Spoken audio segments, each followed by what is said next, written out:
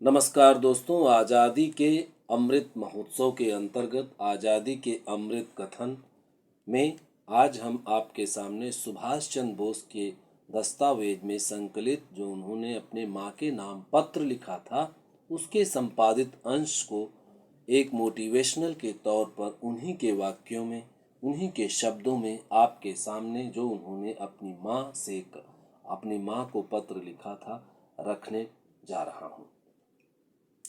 सुभाष चंद्र बोस ने अपनी माँ को पत्र लिखा और उस पत्र में यह कहा, परमेश्वर ने हमें यह जीवन दिया है, यह स्वस्थ शरीर दिया है, बुद्धि और शक्ति दी है। ये सब बड़े बहुमूल्य वरदान हैं, लेकिन किस उद्देश्य की पूर्ति के लिए हमें मिलते हैं? भगवान ने हमें इतना सब कुछ निसंदेह इसलिए दिया है कि हम उसकी पूजा करें और उसका कार्य करें। लेकिन माँ, क्या हम उसका कार्य करते हैं? हम दिन में एक बार भी तो हृदय से उसकी प्रार्थना नहीं करते। सच माँ, यह सोचकर बहुत ही पीड़ा और निराशा होती है कि हम उसे शायद ही कभी पुकारते हों, जो हमारे लिए इतना सब कुछ कर रहा है, जो सदैव हमारा सखा है, सुख दुख का सहचर है। हम चाहे घर में हों या वन में, जिसका निवास हमारे हृदय में है। हम महत्वहीन सांसारिक चीजों के लिए रोते हैं, लेकिन उस परमेश्वर के लिए हमारी आंखों में कभी एक भी आंसू नहीं उमड़ता। बोलो माँ, क्या हम पशुओं से भी अधिक अकृतज्ञ और निर्मम नहीं हैं? कितनी लज्जा की बात है कि हमें इस प्रकार की अनिश्वरवादी शिक्षा मिल रही है। अगर कोई प्रभु की महिमा के गीत नहीं गा सकता तो उसका जन्म व्यर्थ है। वर्तमान युग में भगवान ने कुछ ऐसी नई चीज उत्पन्न की है जो पिछले युगों में नहीं थी। यह नई सृष्टि है बाबू की। हम सब बाबुओं की जमात में शामिल हैं। भगवान ने हमें एक जोड़ी पांव दिए हैं, लेकिन हम 40-45 मील पैदल नहीं चल सकते, क्योंकि हम बाबू हैं।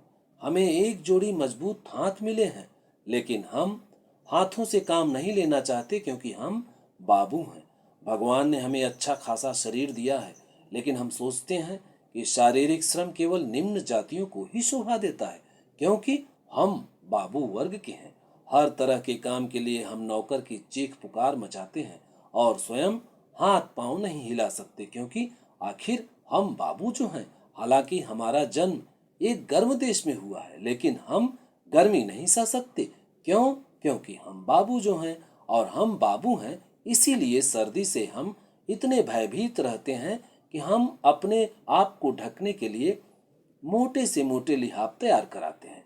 हर जगह हम बाबू के रूप में बन ठन कर निकलते हैं, क्योंकि आखिर हम बाबू ही तो हैं। लेकिन दरअसल हम मनुष्यों के वेश में ऐसे पशु हैं जिनमें मानवोचित गुणों का कहीं पता ही नहीं चलता। बल्कि कहना यह चाहिए कि हम पशुओं से भी गए बीते हैं, क्योंकि हम में बुद्धि और चेतना है जो पशुओं में नहीं होती। जन्म से ही हमारा पालन पोषण आराम से और विलासिता के बीच में नहीं होती। जन्म से ही हमारा पालन पोषण आराम से और विलासिता के बीच होता है, और इसलिए कठिनाइयों का सामना करने की हमारी क्षमता समाप्त हो जाती है।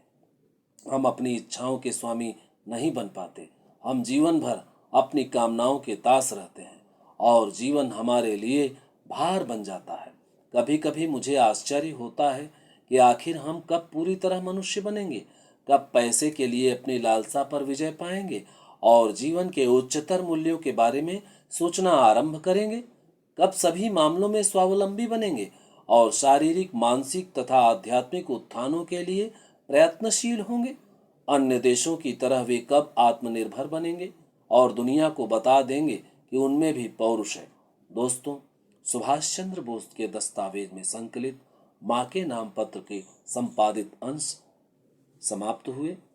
और दोस्तों, इसके जरिए हम आपको यह कहना चाहते हैं कि आप इतिहास विषय के विद्यार्थी अगर हैं, या आप इतिहास विषय के विद्यार्थी नहीं भी हैं, तो आप जनरल स्टडी के तौर पर आप जरूर इतिहास पढ़ते होंगे।